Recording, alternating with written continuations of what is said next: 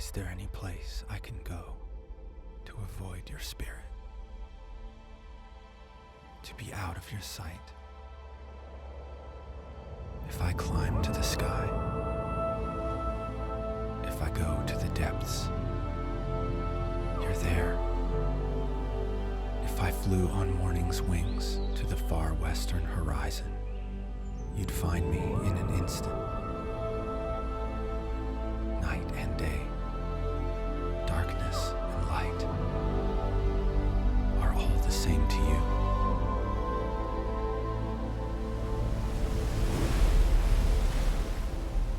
You shaped me first inside, then out. You know every bone in my body, how I was sculpted from nothing into something. Your thoughts, how rare, how beautiful.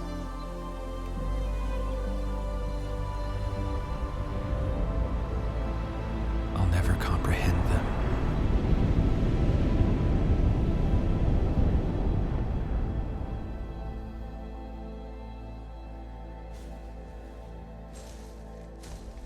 I look behind me and you're there.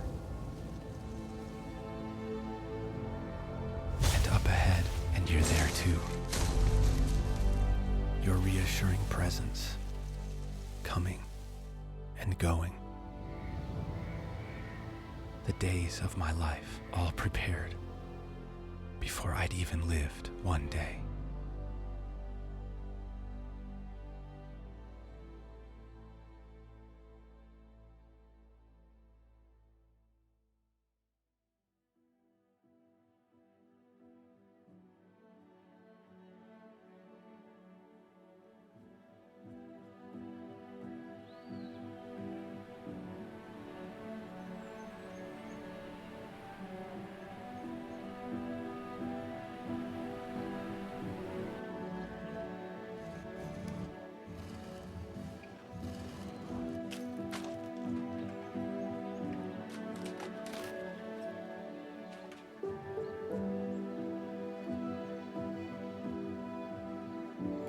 All stories have a framework. Every human being is a story. The prodigal son story is you've got this beautiful emergence of the very being of God inside of our humanity. You've got God the Father, who is a father, and every one of us, male and female, are the sons. And what the Father does is to work, to open up a path so that they know the truth of their being.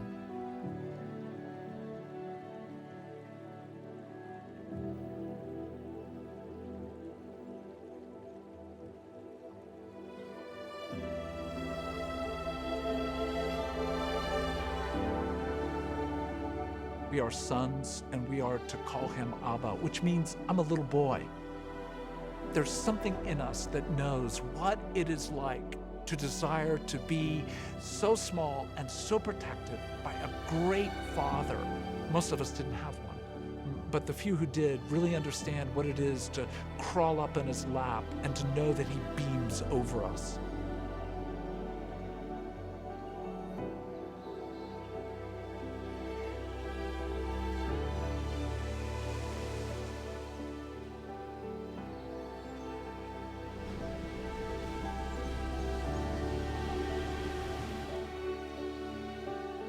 There is in all of us this innate capacity to believe and receive a really wonderful Father, even if we didn't have one.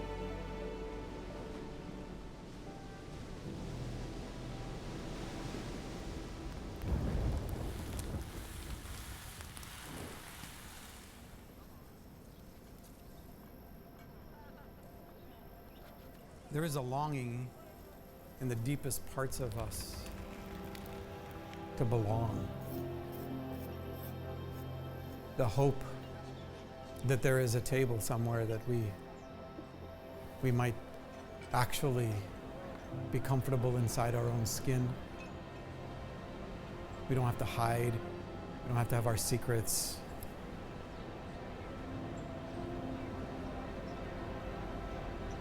There's always been a community of relationship. We're designed for that.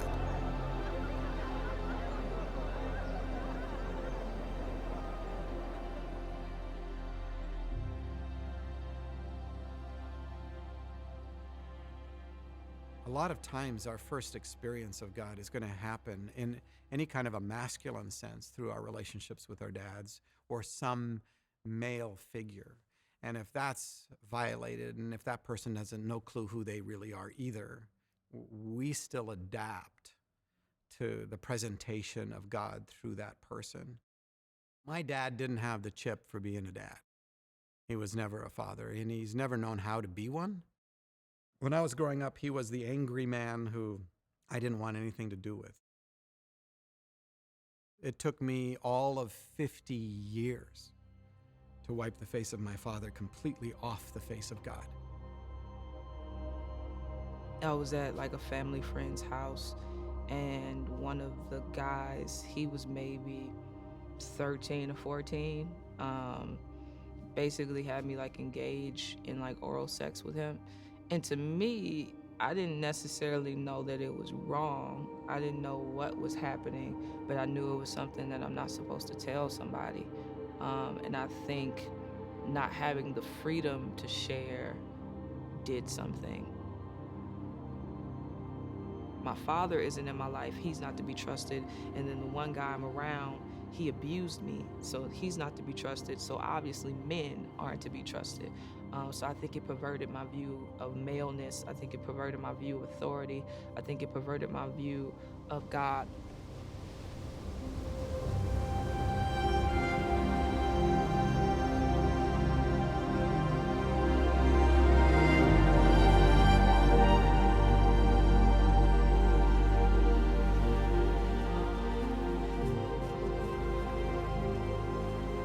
Fathers have a way of telling their sons and their daughters the truth of who they are. And when we lose that, when nobody tells us, we are open to every lie that anyone will tell us.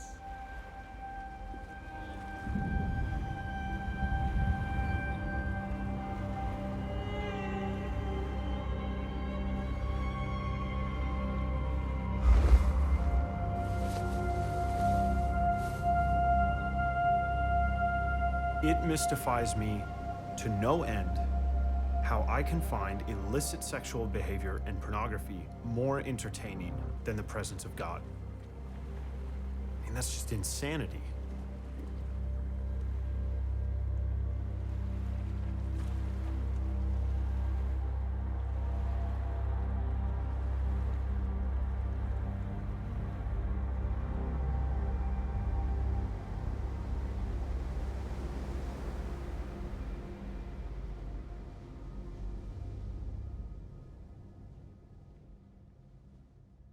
In 29 years of being married, there's been between 13 and 15 affairs,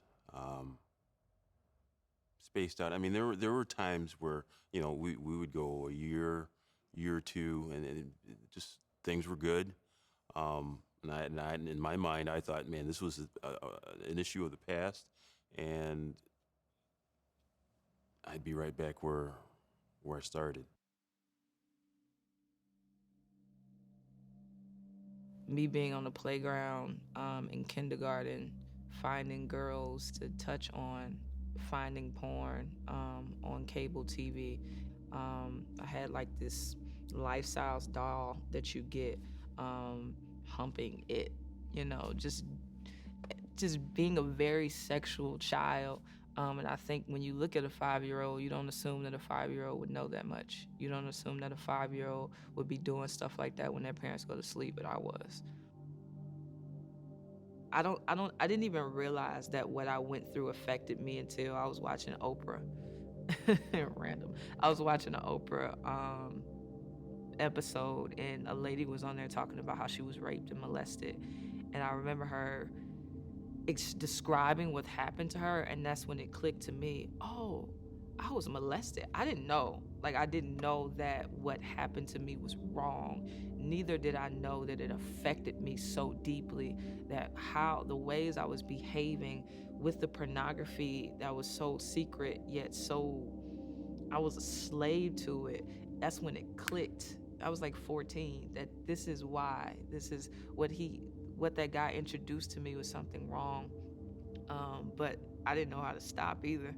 I didn't know what freedom from that meant.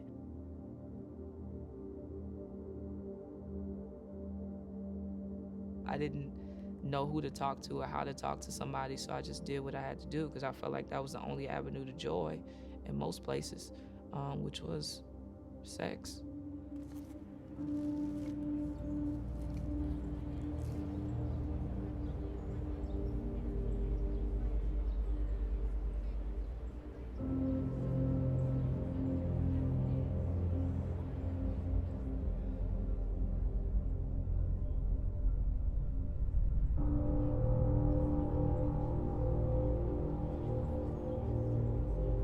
I feel this sense that something is uniquely wrong with me. So I'm never telling anyone, but it feels like everybody knows. It feels like something on my face that everybody can see it, that if you get close enough to me, it makes me awkward in crowds, it makes me insecure, it makes me perform. I become a great performer. I so much want you to love me, and I think if I'm funny enough, or talented enough, cool enough, witty enough, do funny things in a crowd, that you'll think I'm worth knowing and loving. But I don't believe it. I always felt that God was mildly disgusted with me.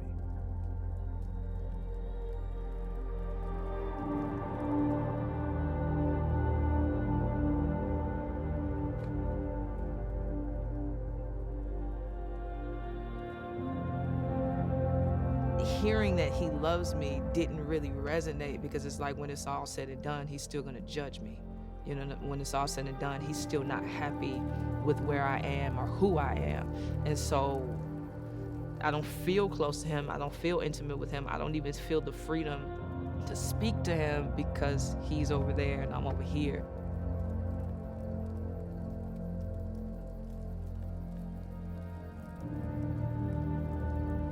I think shame fundamentally is that inner judgment that there is something ugly, distorted, and broken about us that if someone were to see, they could not bear being in relationship with us, and we could not bear being in relationship with them.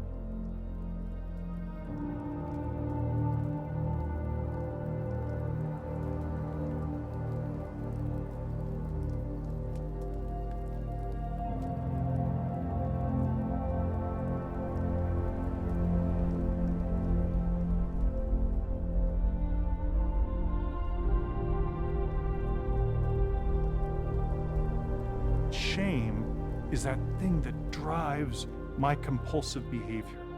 In whatever manner, I'm never going to be enough, so I have permission. I have entitlement to do wrong.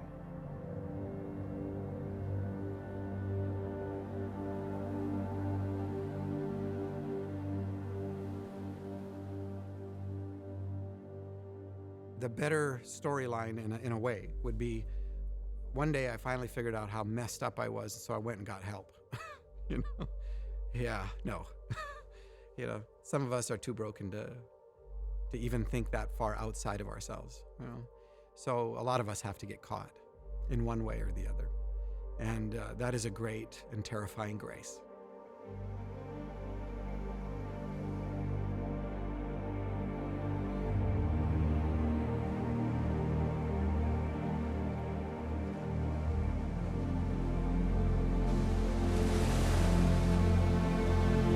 I had told myself it's just porn, nobody's getting hurt, and I knew immediately this was the crossroads. Melody and I were living in an apartment. It was a Saturday morning. She had gone to the grocery store, and I had been in an adult chat room and had made a connection with someone. And that particular Saturday morning, the computer was up, the chat window was open, and she just popped up. And what was on the screen was, I can be in Birmingham tonight if you want me to be.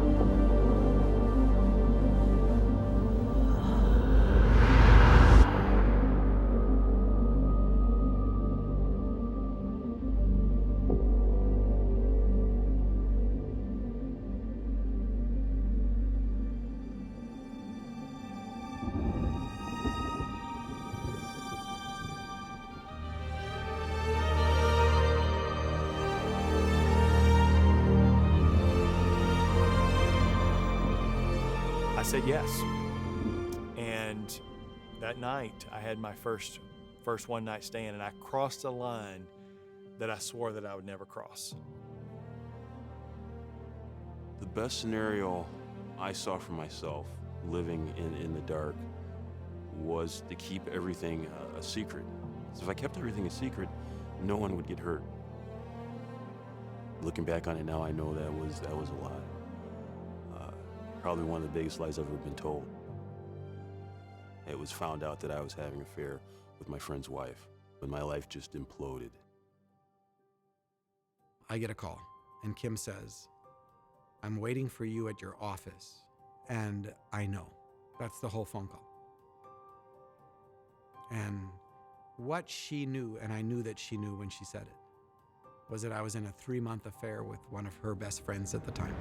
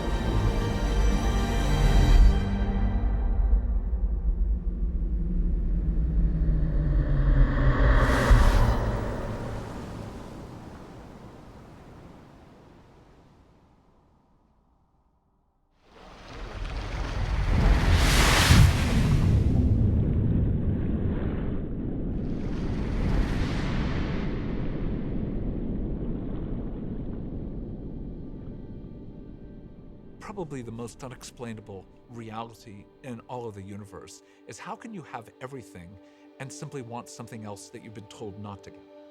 That's madness. You've got billions of dollars and you sell your soul for a quarter that you see on the ground. To try and explain that, all we can say is God gave freedom to love, and without the choice to say no, there's no meaning to saying yes.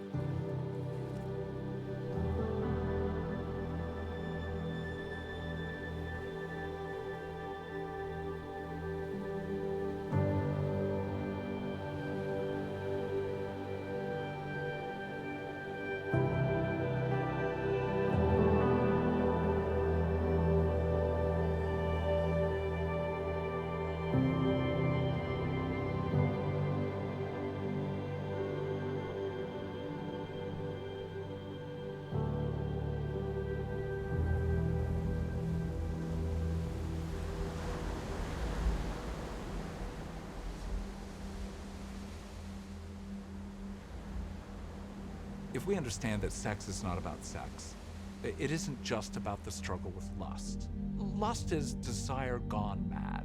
So every man, every woman struggles with lust for something that fills something of our emptiness. Imagine when you feel empty or angry or ashamed, when you feel things in your body that are not working well, and one act will immediately create about 200 to 300% of what you normally live with in a matter of moments. Let's say it's more than just addictive. Let's say it is compulsive.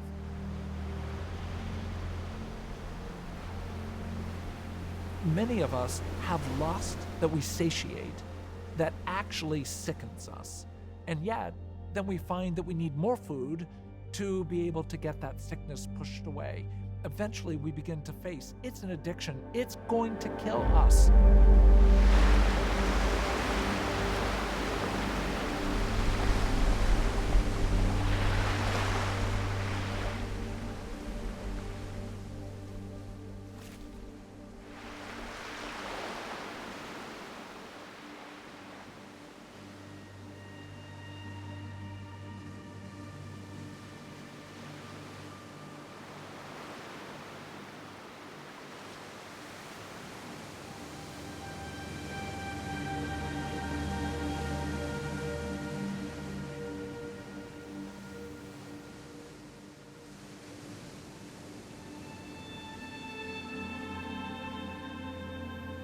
Over time in those chat rooms, I ultimately had 7 one-night stands. People I didn't know their names. I didn't know anything about them really, other than in that moment they were willing to give me some validation. And when things were hard with my wife, that they would be there in some ways to make me feel better about myself. And so this became my place of escape, and I ran to it more and more often.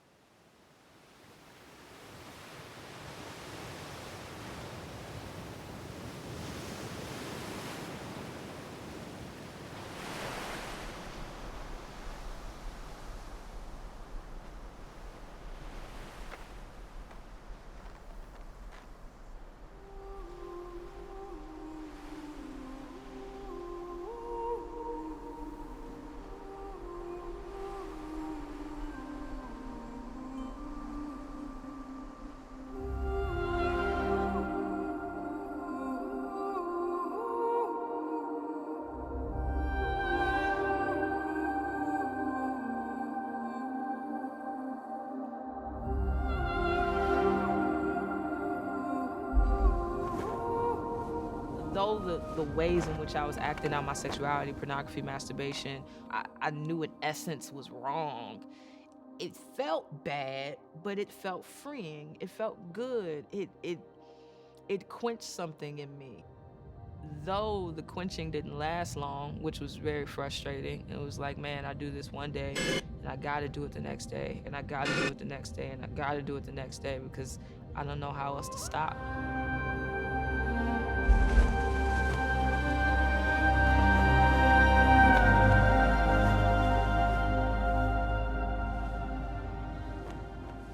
It was like taking a drug. It was this, there was this unbelievable guilt and shame and associated with it, but at the same time I felt this high. The antidote was for me to go out and have another affair. You know, and I get caught up in this cycle of shame and wanting to feel better. And that was my drug.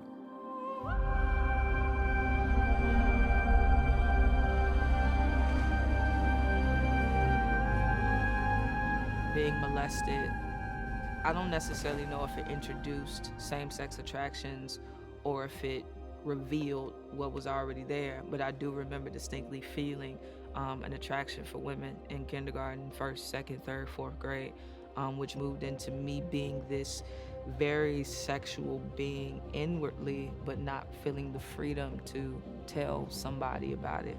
And so in high school is when I finally acted out on what was inside of me for so long and pursued a relationship with a woman. And it felt like an adventure, if that makes sense. It's like, I've been wanting to do this a long time.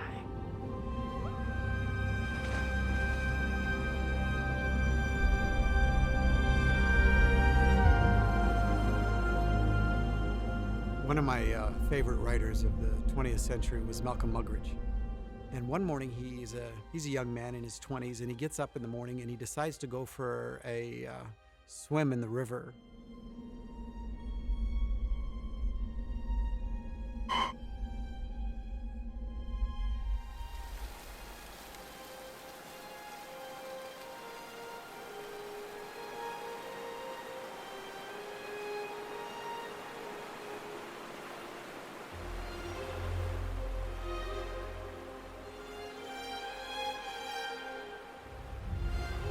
She has disrobed.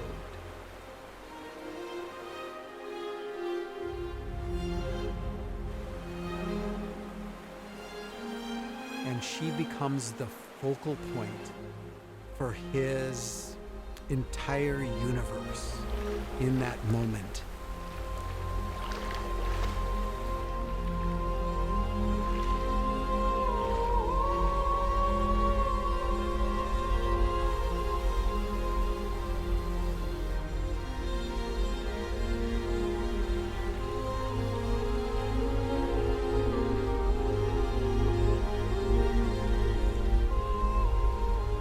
And he walks up to her with the intent of seduction.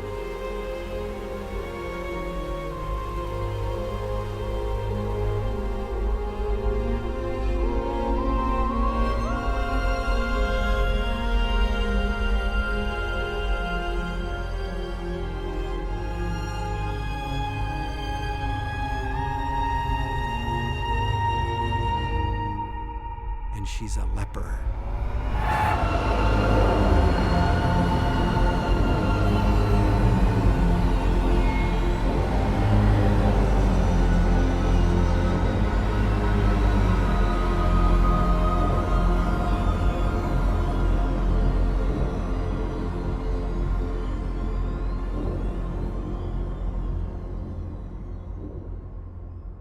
I just remember that night, just this flood of shame. And now, you know, it's one thing, because I'd never been bold enough to tell Melody about my struggle with pornography. And she'd caught me, you know, here and there, but I'd always kind of minimized it or explained it away. But now I was an adulterer. I had broken the vows that I had made to her and I'd made to God. To say I had a secret before, you know, was one thing, but now the secret it became enormous, and it was suffocating, and it becomes a slippery slope that nothing is sacred, because when the pain is to a point, it's whatever it takes to get that next fix, and that became my existence. You know, the shame around that, you know, then beating myself up. Why couldn't I have said no? Because that wasn't okay. I didn't want to be exposed. If anything, I'm supposed to be working hard to keep it all together. Man, no matter what you did to clean yourself up, to look good, to play the right parts, to say the right things, shame was always there to tell you that you're not. You know, you're a joke. You're a fool. Look at you. You did this again. How could you? You're bad. And when you're bad, God doesn't love you. He doesn't want to have anything to do with you. You have to earn that love. And now I hide because I fear God's response to me. And so everything I'm doing then, out from that moment on, is I'm trying somehow to cover myself so I don't look so bad. And I go through this life trying so hard to manage expectations, manage behavior, so I look okay. And my motivation is fear.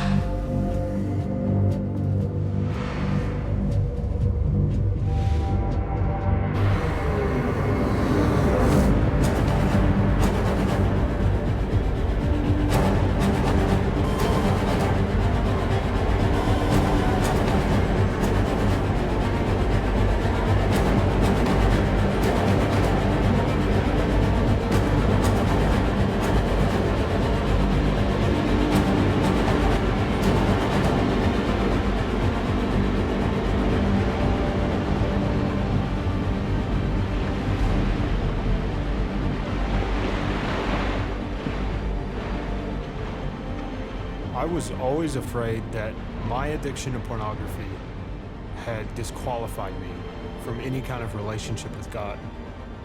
And I can't tell you how many times I told him, I'm done. I felt enough guilt and enough shame, and I'm gonna be clean from here on out. And so I worked hard to get back into the Father's love, into any kind of place with him where I felt relationally good.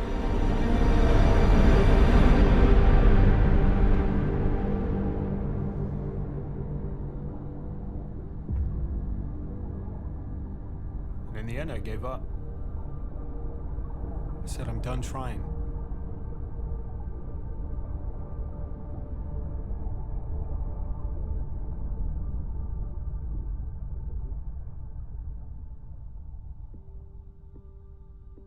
Melody didn't find out about my infidelity until after my 7th one-night stand. I'd bought some things for this encounter, and she found a receipt in my wallet and began to ask about some of the items on the receipt. And I was not really prepared with a story to cover up and just kind of fumbled through the lie, and she knew that I was lying. I'm going, okay, wait, 6 months ago I had a baby.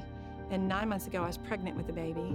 And 2.5 years ago, I was having our other child. And so it was just like, you're having sex with this person, you're having sex with me, and just, oh, it was overwhelming. It's a real hard thing when you just feel like the person that's supposed to be safest for you is no longer safe. So like, who can I trust and where can I go? And I mean, I think the biggest thing was why?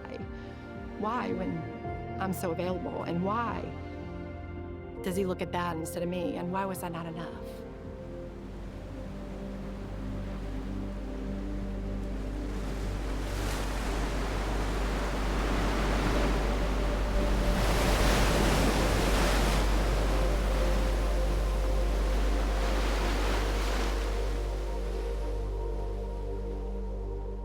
After 6 months of separation, we got back together. A year later, after being back together, after avoiding divorce, I reached out to someone and ultimately had another one-night stand. Here's a woman who had so graciously received me back after 7 one-night stands. And to have done it again, after all the grace that I'd been given, how could I make that mistake again?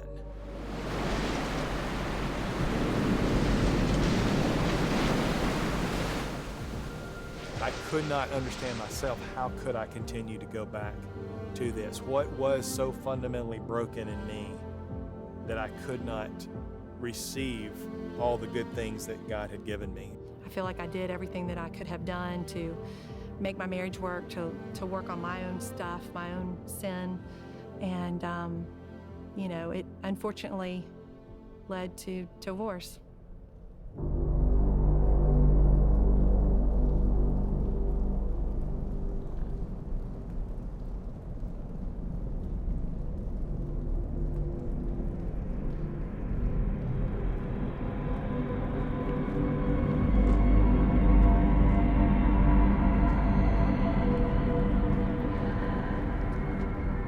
There's a character in the story that hates goodness and beauty and truth. And that character is one that despises the beauty of God. So we can see that virtually in all our stories of how we came to our sexuality, how abuse came into our lives, there's somebody there who is scattering and bringing accusation in order to ruin. So I'm in 5th grade in Upland, California. It's an idyllic area. Everything's great. But there's this tough kid in my 5th grade class, and he beats up people. He doesn't beat me up because I'm funny. But one day he says, Lynch, I want to meet down at the railroad tracks. And there was a place down at the end where all of us kids went. It had a rail car where oranges were piled in there, and then they were sent out all across the country, and we would just go in there and eat oranges. It was Saturday, though, and nobody was there except us. And I got into the rail car, and then he followed me in. and he gave me that look that said, this will all be different now. And he told me the things that he would do to me to violate me and the things that I would do to him. And I don't know if I was scared, I don't know if I was intimidated or overwhelmed, but I did it. And my first thought was, no one must ever know.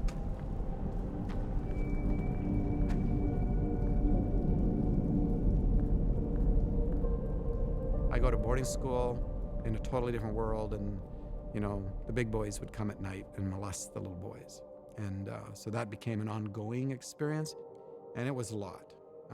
By the time I was 6, I was already twisted enough to be a predator at 6.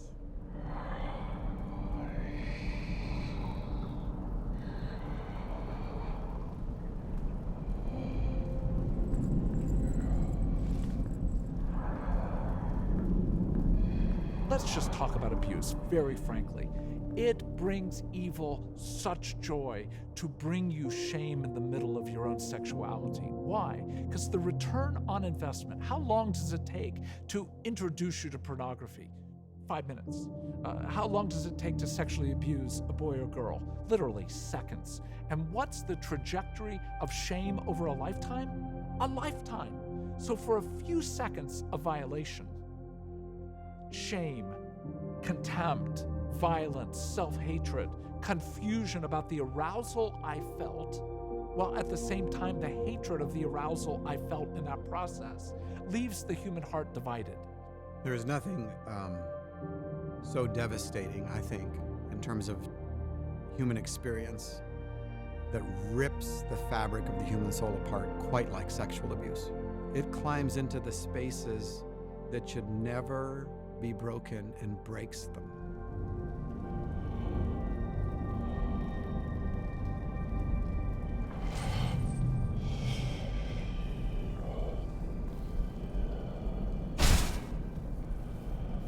I met a gal.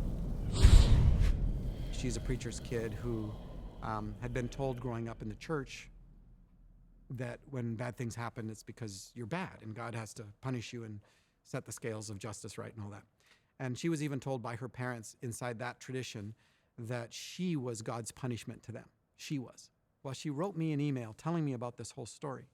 And in it, she had 2 amazing statements. One was, she said, Paul, when I was growing up, I didn't really know what the difference between God and Satan was, except with Satan, I always knew where I stood.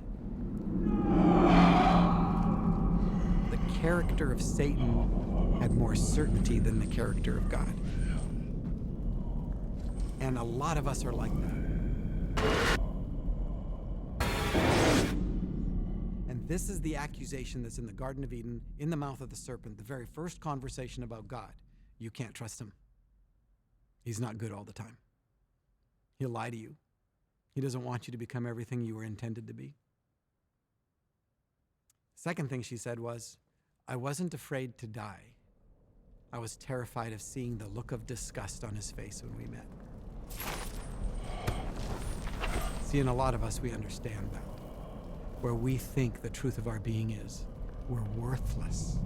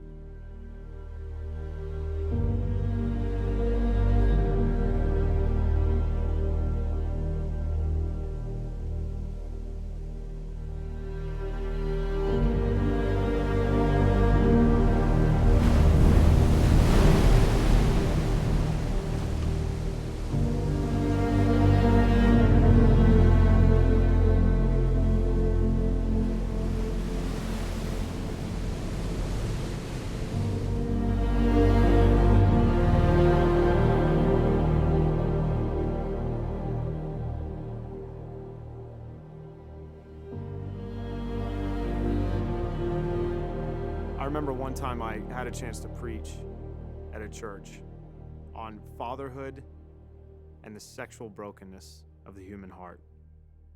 And I remember that morning preaching these Bible verses about how you can be free from addiction and how you're free in Christ. And I remember being pretty condescending and condemning towards some of the men in that church.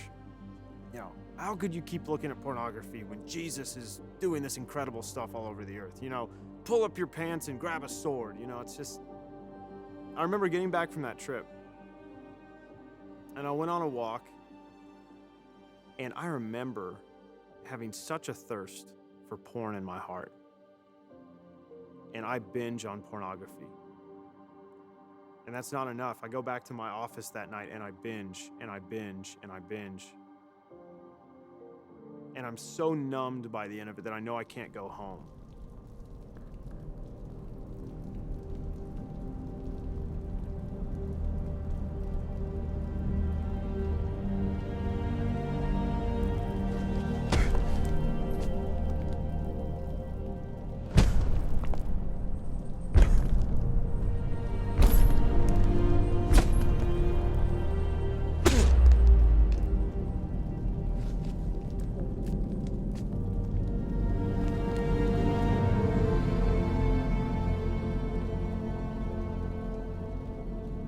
And I woke up in the morning and I had this sense of invitation that God might want to talk to me, but I didn't think it would be anything but absolute rage and anger.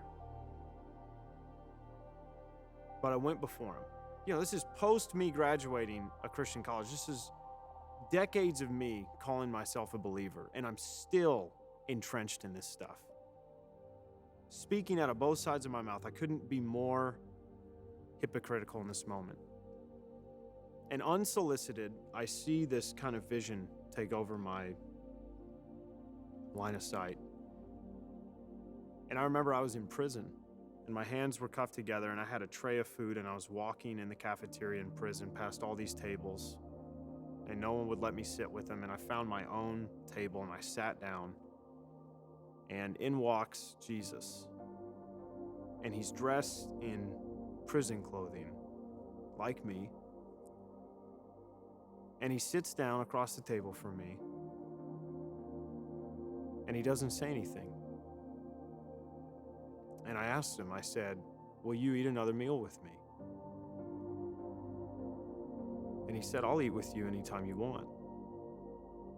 By the way, the door's open. You can leave anytime you want." When I choose to run from him into the darkness, he's with me in that moment. And he's not angry, and his facial expression is fixed on mine, and he's loving me.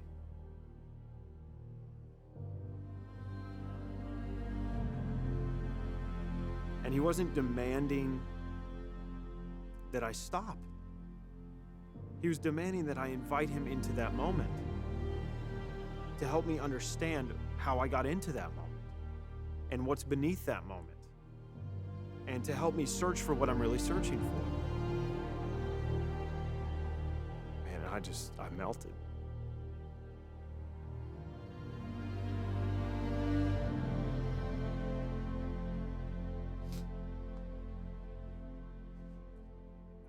You know, it's one thing to read, "I'm loved."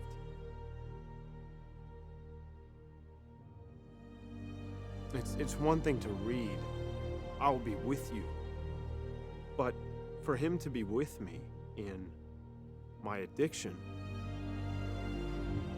for him to be with me in prison and in sickness and in relapse over and over and over again, that's what changes me.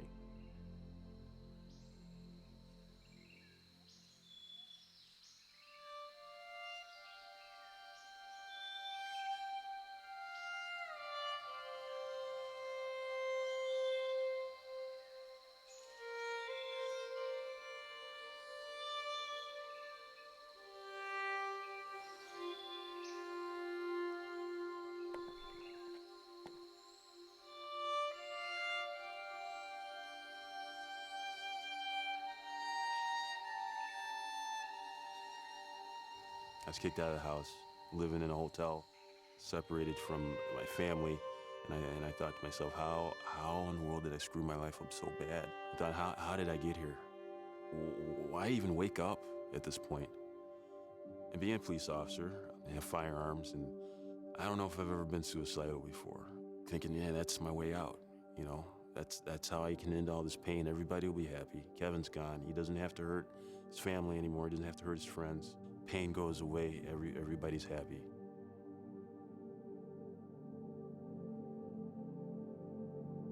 The decision was clear. Either I face Kim or I kill myself. To this day, I don't know how I made it across town. And I drive into the parking lot, into my parking space, knowing Kim is inside, waiting for me.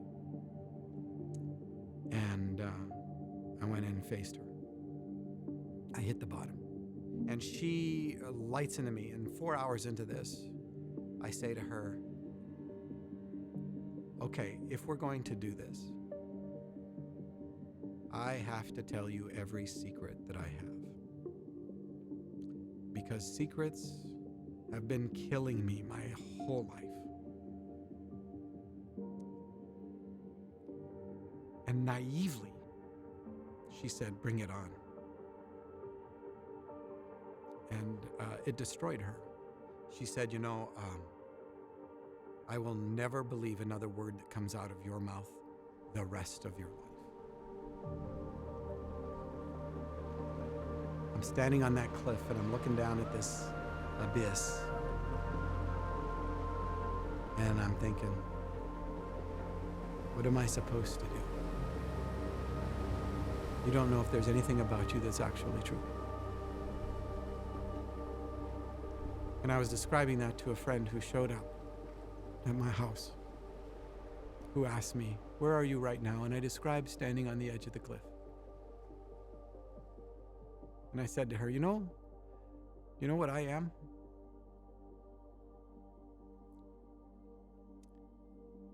I'm the dried up little pile of shit. And I'm terrified. I'm terrified that the wind is going to come up and blow it all away, and nothing will be left. And my friend says, Paul, there's a seed. And then I think, if there's a seed, something could grow. I don't know what it is, but something real and living could grow. And all my hope came back in this little seed.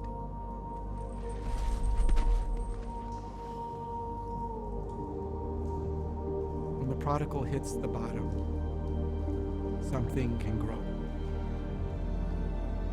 And it begins to grow. And it begins to be living. And it reframes everything about his humanity. Inside dignity and intent and destiny.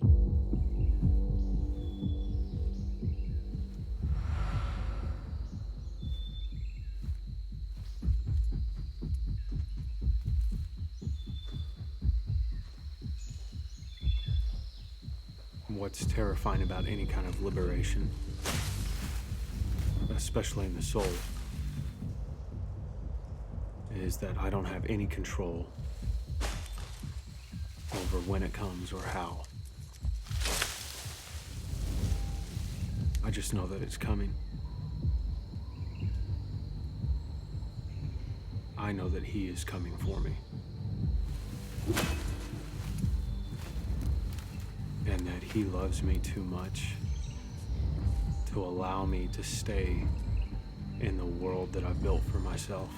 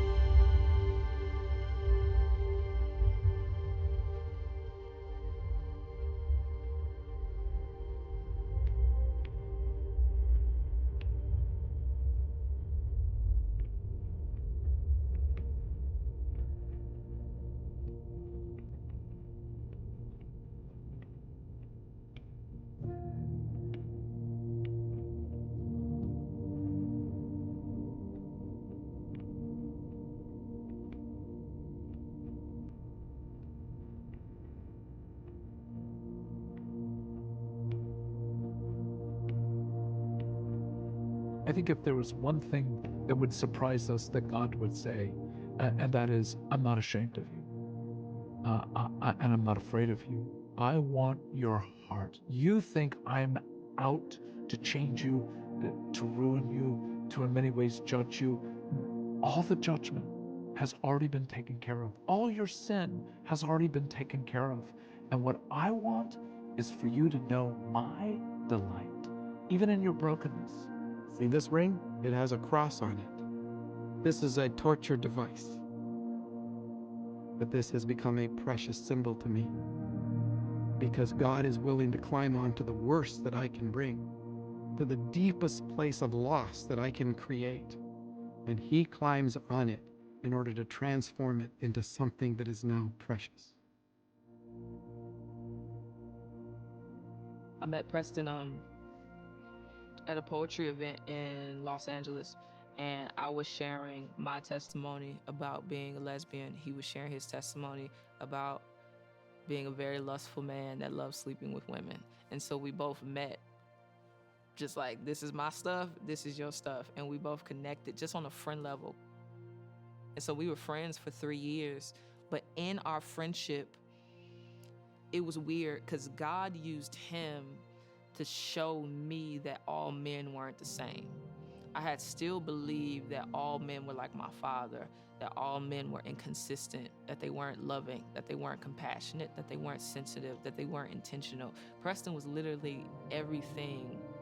He was always that. And it was like in our friendship, God used him to break down my walls and to help heal me of a lot of wounds. But even when we entered into a relationship, it was just like, you are not gonna hurt me. And so it's like I was guarded for years.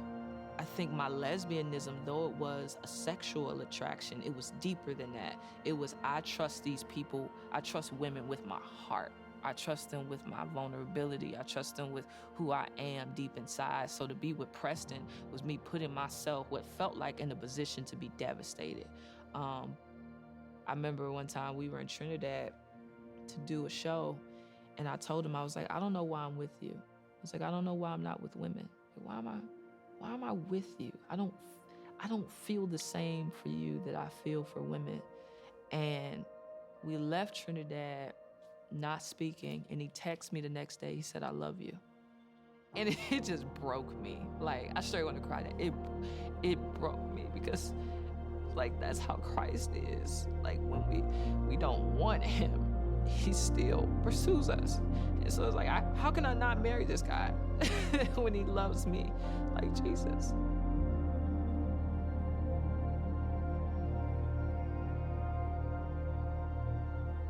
I wonder if one of the greatest truths that I and men like me might hear is that God is with me in my darkness, that God is with me in my shame, and that he's with me in my addiction, in my pain, in my unsettledness, and my woundedness that I don't want anybody else to see. And so it's not for any of us an impossible journey to say, I've waited forever for a father who would protect me, teach me, enjoy me, let me know that I'm absolutely a son, fully part of this family, and nothing I can do can ever change that.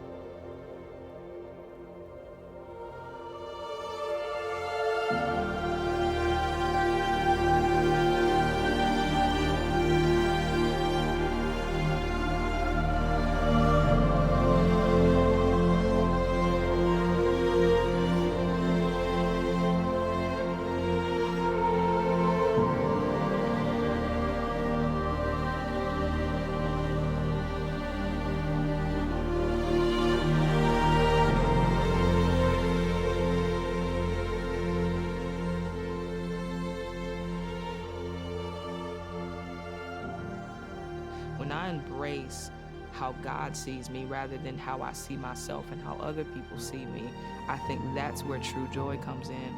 That weeds out discouragement. That even weeds out us seeking it in other people. Because I think until we tap in to God's opinion, and it's an absolute opinion, it's an opinion that has authority and holds weight in eternity. When we tap into that, we've tapped into what makes us us. Part of my healing process was I got to the place where I finally understood that my significance comes from who I am, not from anything I would ever do. And I think we have couched all of this language in a punitive frame of reference theologically, where God has turned his face from the ones he loved because of our inability to live up to his expectations. And it's a lie. It is not true. He has come to set us free to be fully human and fully alive. God wants you naked. Why? Because he wants to clothe you. God wants you to enter into your heartache. Why? Because he really wants to bring you a taste of joy. So often we think God is just trying to get us to conform, when really what he's committed to is unbelievable transformation. If we could only enter the depths of his love, we would find our lives deeply changed.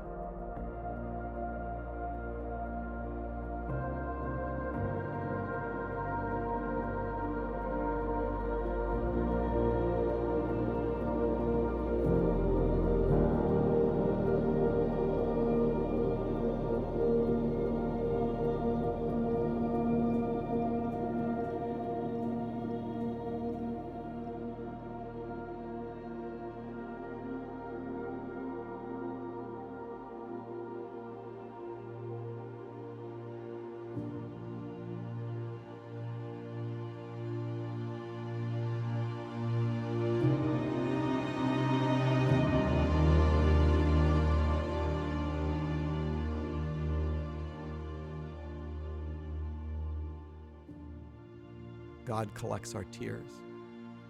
And tears are the tangible essence of broken hearts. And the beauty of collected tears is that it means that my sorrows actually mean something. And it's just a way that redemption happens, even from the places that are most shattered. When God showed me himself, when I saw that he was friend and Lord and Savior and good and forgiving, when I saw that, it was like my desire was Jesus. And I reckoned that me just loving him would not fix, but it would help me sustain and walk free from everything else. I didn't know how. I didn't know how I would walk away. I just know in that moment, I had no choice but to choose him.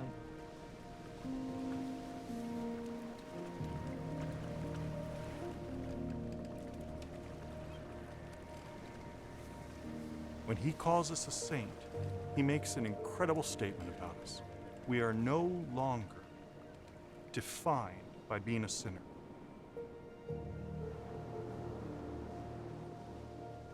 And we have a choice.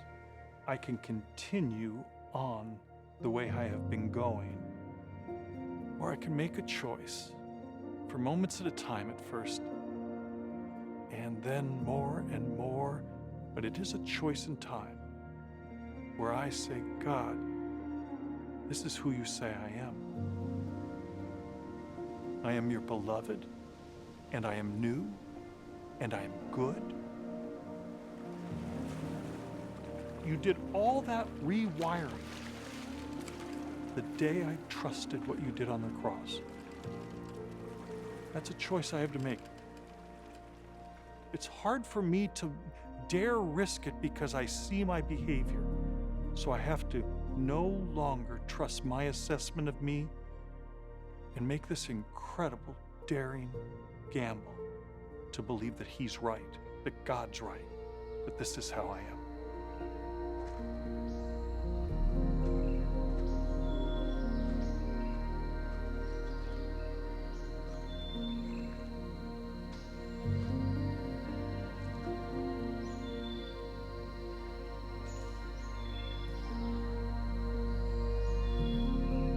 There's a massive difference between love and infatuation. Infatuation is a projection of your imagination onto something.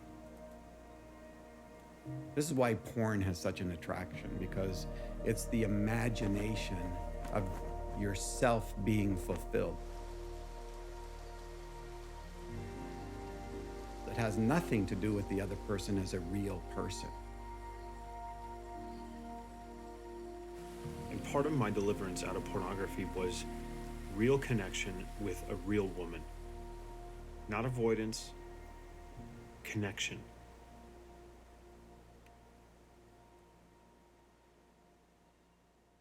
Both of us coming back into remarriage with one another is really embracing that it's not a day at the beach, that it's a mountain climb, and it's a lot of work. And there are a lot of beautiful, beautiful moments, but there's a lot of moments that are tough. Well, we were married for 11 years and divorced for almost 6, and this October the 3rd, we'll be celebrating our 6-year anniversary of being remarried. The way God writes our stories, it's never as we anticipate.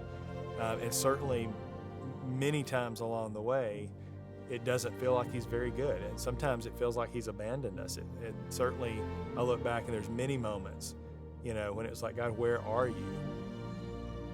Before, it was more about us putting our absolute best foot forward for one another and having each other up on a pedestal. And coming in the second round is both of us seeing our brokenness, the good, the bad, the ugly, the everything, and really not being shocked by it. And realizing that the one who knows us best, who created us, loves us just as we are. And when we can really accept that and receive his love, then it frees us to truly love one another.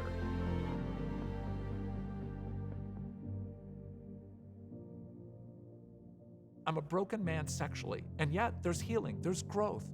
I've become more holy, not because I'm better, but because I've understood the beauty of God for my brokenness. I'm not controlled by shame. Oh, I still am, but not as much as I once was. There's more wholeness, and yet the paradox, I'm more broken than I've ever been, more needing grace than I've ever been. When people ask me, how are you guys still together? It wasn't about us fixing our marriage.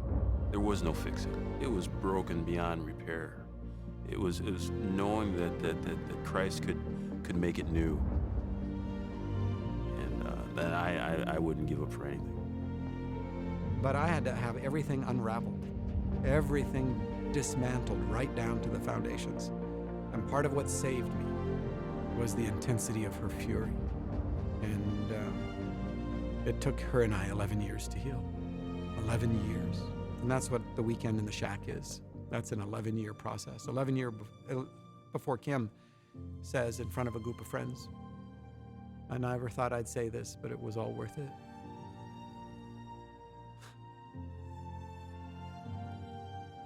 It was all worth it. And she's not justifying anything, but she is saying, nothing's so dead. God can't grow something living in it.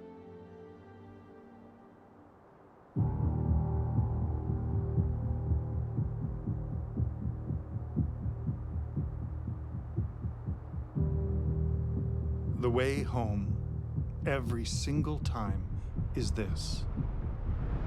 After my worst failure, after I am convinced this time I have gone too far and destroyed too much, I must believe who God says I am. I am not defined by my erratic behaviors, but by something so much deeper, infinitely strong and constant. I am a new creature. When I find myself risking to trust this way of seeing, the power of the lie begins to vanish. And that increasing confidence in who I really am becomes the bedrock that will break my shame and addiction, so I get to live free. for the rest of my life. We have no idea about the truth of our beings. We do not know how relentless this affection that will pursue us, wrap itself around our brokenness, and sing us into healing. We matter. Every single one of us matters, and the choices we make matter. Every choice to forgive, to be kind, to be authentic, to open up our inside worlds, to tell our secrets. These things change the cosmos,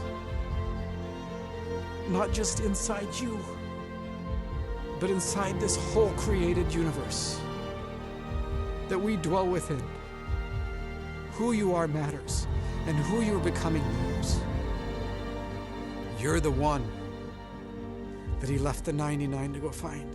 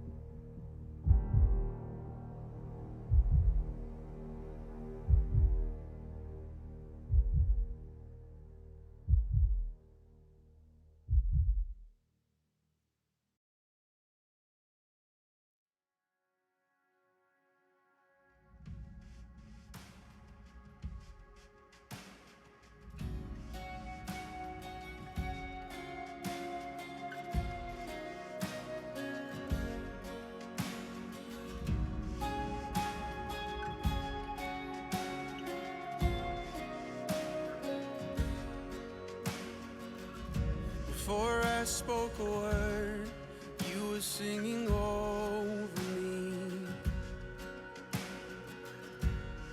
You have been so, so good to me. Before I took a breath, you breathed your life in me. You have been so, so kind to me. Oh, the overwhelming, never-ending, reckless love of God. Oh, it chases me down, fights till I'm found, leaves the 99. I couldn't earn it, and I don't deserve it. Still, you give yourself away. Oh, the overwhelming, never-ending, reckless love of God. Yeah.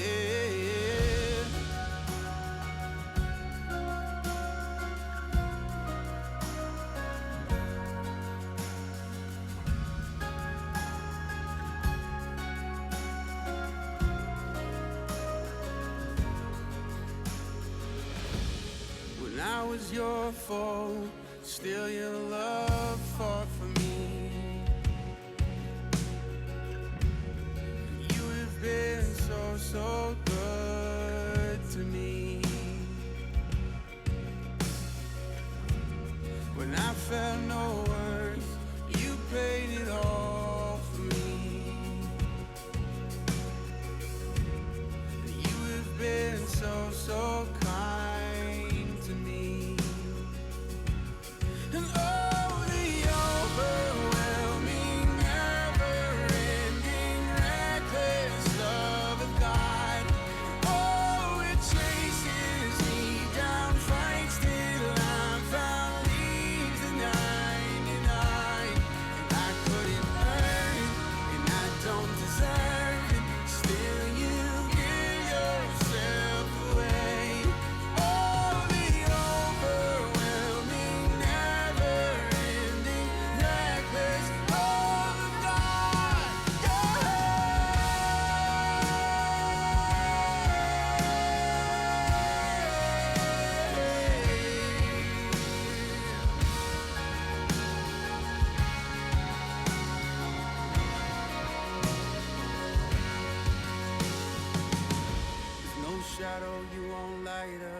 mountain you won't climb up, coming after me.